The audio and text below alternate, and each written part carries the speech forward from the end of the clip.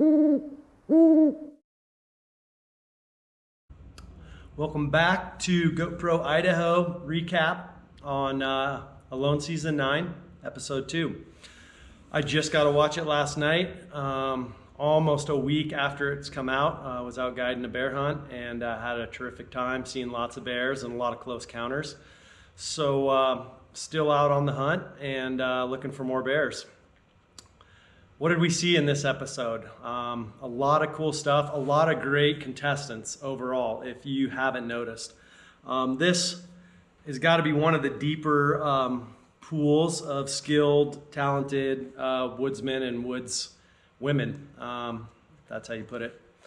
Anyway, everyone's capable to win this. The weather is coming in. People are knocking out great shelters. Some of us are, not so interested in that, but we'll have to step it up here soon enough. We'll see when we do that.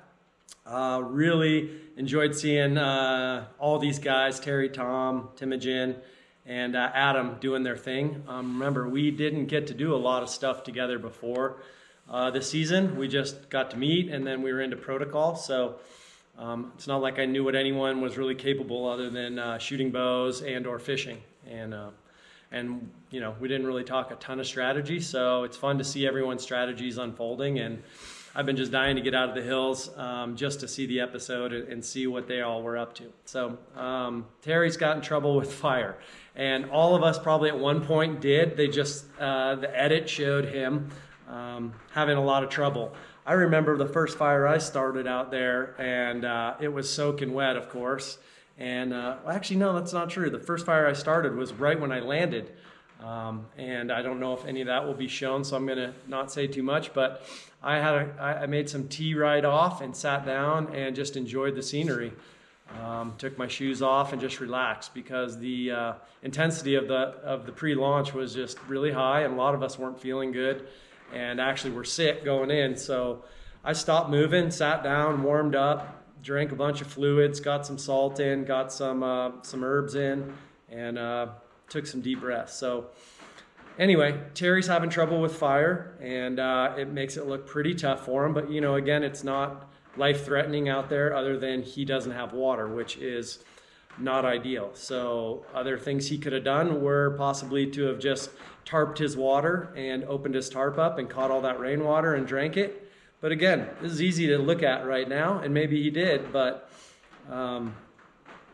anyway, when you're there and you're just trying to figure it out and you can't get a fire going, sometimes you're not thinking as clearly as you may be when, I'm here at home and being able to analyze what I did and what everyone else did. So for all of us that are watching, one good way to collect water in that kind of an ecosystem is to tarp it. Use your tarp as like a big catch, and then just drink off your tarp. So I did that quite a bit myself, but anyway, that would have been a way to get water, and then obviously just start really carving down into the wood to get the driest part of the wood, and start putting the tinder inside your inner layers and start drying it out. And then from then on, move forward, trying to always keep some dry tinder on you. Dry tinder at camp.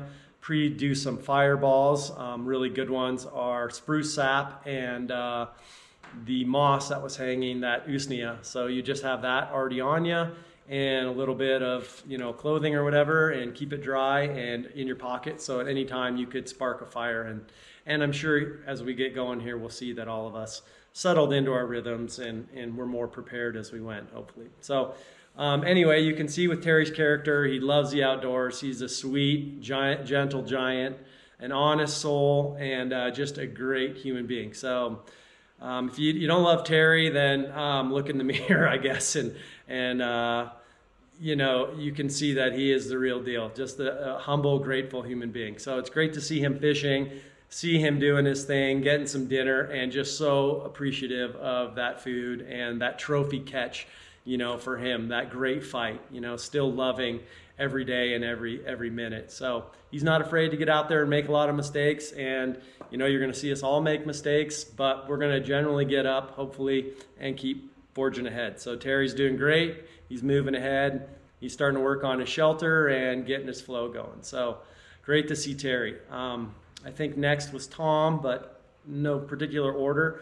Tom just comes out of the gate looking like in his element, you know, headband on, looking Rambo-esque, and just on the hunt, breathing it in, and, you know, scouring his sight, which we talked about is a big part of the beginning of the series, is going and reconning your site. So he's doing his thing too, reconning his site, trying to find a decent place to set up for the night. And sure enough, he gets caught like all of us did in rain, but he got his tarp up and, you know, looked great, looked like a really good first shelter.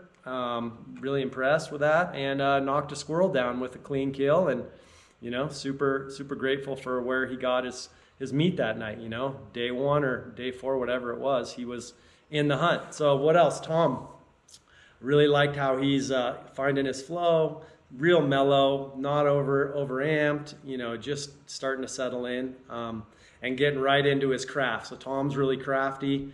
Many of these guys, and obviously gals, are really good at different skills that none of us actually know about.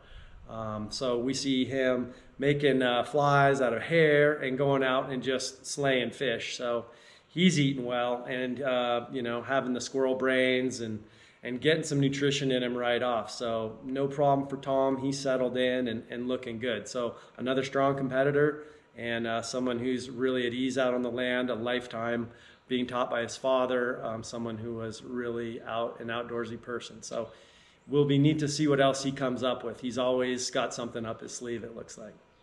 Jumping over to Adam. Adam, you know, I think has one of the better launch landing sequences of all of us. He just lands, and the chopper takes off, and that chuckle, you know, if you can't relate to that chuckle of what kind of, oh crap, this is awesome, but at the same time, what the heck am I doing? You know, like the reality is just kicking in, and you can hear it in that chuckle. It is absolutely priceless, and it makes me just laugh every time I see it. I've rewound it and watched it a bunch of times. So really, you know, true character to Adam, a sweet guy, and just a really intelligent, really brave man who we see sailing across the Pacific Ocean or something. I mean, talk about out of my element. I don't think I would make it like some people would probably feel with this show a day. I mean, I get horribly seasick. So seeing him do that, I have no idea how I'd conquer that one, other than try not to puke myself to death. So obviously Adam's not afraid of challenges and being alone. We know he's a really strong contender. And boom, he has a great fish day like I did, you know, a plate full of fish, probably, you know, as many as he could catch, and started smoking some in his shelter, which, by the way, is the most amazing shelter right out of the gate. You know, good for him for being so crafty and using his talents to build such a good shelter and get settled in right away. Not my first thing, but not something I practice a lot either. Anyway, I'm looking at him sitting in there wondering, why didn't, you know, maybe get on that a little sooner, or bring a saw? You know, it's really hard to cut some of that dense spruce and that green wood with just an axe. It can be done, and I did do quite a bit of it, but that saw just burns through that green wood really well, and that green wood is really dense and insulating with that moss. So his shelter looks amazing. So he looks super strong. I mean, all these guys and gals from last show, the episode 1, are looking good. People are finding food, getting settled, sheltered, relaxed, pretty much just happy to be out on the land. So one other thing with Adam is that you see is him missing grouse and losing arrows, which all of us, I'm sure, did. And I have to throw in there that I was definitely losing some arrows the first few days and taking shots that were high risk and spending a lot of time stressed out in thick boreal forest looking for an arrow. That is exhausting, it's stressful, and you know, I could really relate to him there, and I know all of us did it, and you had to risk it. You can't get dinner if you don't take the shot, but you learned over the next, you know, days and weeks which shots were high risk and which ones were moderate risk and which ones were low risk. You know, when the squirrel was down low or the grouse was down lower and had a backstop, those were better shots. When they're up higher and silhouetted and you didn't know what was out behind the target, the grouse, the squirrel, you had to pass sometimes, even though you hadn't eaten in days or whatever. You just had to not risk losing any arrows, because without those arrows you just couldn't sustain yourself with more food. So Adam's looking good. And then on to TEIMOJIN. You can tell this military background and this doctor and this motivated human being is on it. You know, he's a taskmaster. He lands and he's ready to go to work. You know, let's do work. So that's the kind of the motto that they're presenting in this edit with TEIMOJIN. It looks like he gets right to work, starts cranking out an awesome shelter. He's obviously very disciplined, having gone through med school and Arctic military training. So, you know, this guy's no joke. Nobody is on this show anymore. You know, anybody could take it in any given day. And you also know that there's a lot of things out of our control out there. So he builds a great shelter and an awesome Dakota fire pit and uses all these great natural resources and shows them digging and using the clay and, you know, awesome, looking great. TEIMOJIN's going to probably start punching some food here pretty soon too. So anyway, that takes us through the main 4 that weren't showcased in episode 1. We roll back throughout this episode into what's going on with Jock, and he's crushing it. He knocked down a grouse and a squirrel as a new bow hunter in the first episode. Great shelter, looking good, you know, really relaxed, happy on the land. And then we start seeing, you know, him not feeling so good about everything that's going on. There's just that little bit of doubt about what's happening. So even after he caught that really beautiful, huge fish, and, you know, those of us that have caught a fish that, you know, is the first thing we've eaten in a bunch of days, it looks a lot different than the fish you catch and release just because you're going out to have a good time fly fishing or catching some fish with your friends. That fish is your life, and it means everything at that moment. So really neat to see how excited he was, and that was such a beautiful brook trout. I mean, just stoked for him right there. But, you know, seeing him sad about the squirrel was hard. You know that when you sign up for this, taking life is going to be a part of sustaining yourself, and unfortunately you have to just make that decision. And I thought he was doing a great job harvesting them very ethically and clean kills. So, you know, if you're a hunter, you are accountable for your food, and that's something to be proud of. So those folks that have never taken a life to sustain themselves don't understand and haven't been in those shoes. So props to him for the respect he was giving the animal. And I said a little thing throughout my harvesting of these animals that may or may not come to the edit, but is a bit of gratitude and thanks. And of course you're a little sorry to see them leave the planet, but that was part of the job we signed up for. So anyway, you kind of have to put that on the back burner if you can, and if not, it's going to eat you up. So really tough to learn that he had such a tough childhood, didn't know about any of this going in, and it obviously affects him a lot. So those of you who are looking to do this show, if you have a lot of skeletons in the closet and things you may be running away from, you've seen it in every season, it will come up and it will eat you up from the inside out. So it's no joke. You really got to have your life in order before you go do something like this, because you have so much time to yourself.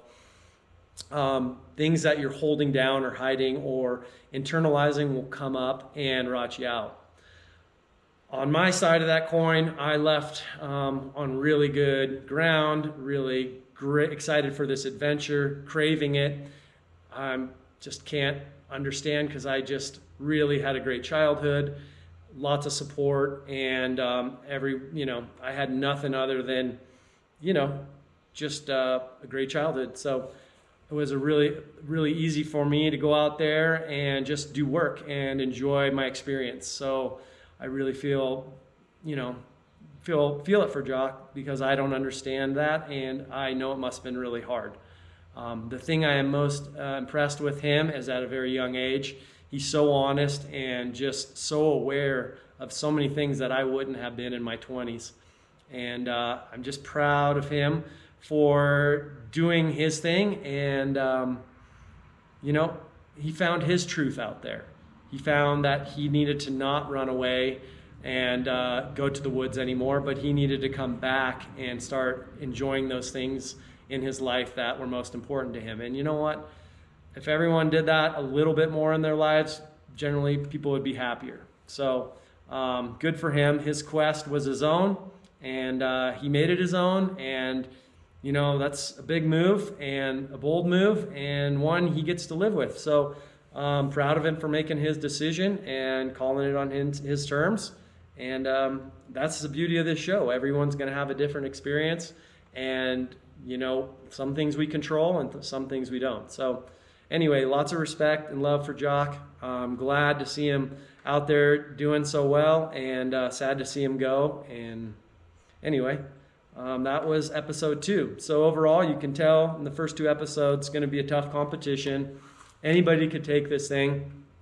The weather's going to throw some major monkey wrenches in everyone's plans. And, you know, we'll see how everyone starts doing more with shelter and food in episode 3. So catch episode 3. And if you saw the trailer going into that, you may have recognized somebody's recurve at full draw, kneeling. And it looks like it's going to be a fun episode. I'm really looking forward to it. So hope you all enjoy it, and I'll give you a recap sooner than later on episode 3. Take care.